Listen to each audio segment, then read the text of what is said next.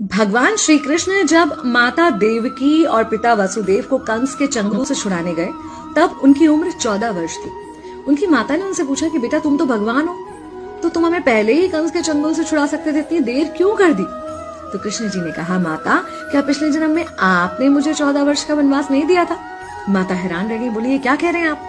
तब कृष्ण जी ने बताया कि पिछले जन्म में मैं राम था और आप थी माता कैकेयी और आप ही ने मुझे 14 वर्ष का वनवास दिया था और कर्म फल से कोई नहीं बच सकता माता, इसलिए आपको 14 साल का ये दुख सहना पड़ा। तब आश्चर्यचकित होते हुए माता ने पूछा, तो फिर यशोदा पिछले जन्म में कौन थी?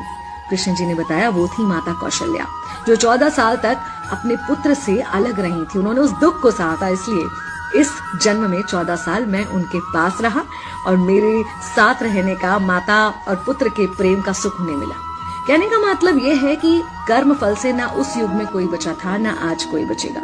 खुद भगवान भी कर्म फल से नहीं बच सकते, इसलिए अपने हर एक कर्म को बहुत सोच समझ कर कीजिए, क्योंकि जिसके भी खिलाफ आप कुछ गलत कर रहे हैं उससे आपकी शत्रुता कुछ समय या शायद एक जन्म की है, लेकिन उसके साथ कुछ गलत करके आप अपने कई जन्म बिगाड़ सकते हैं।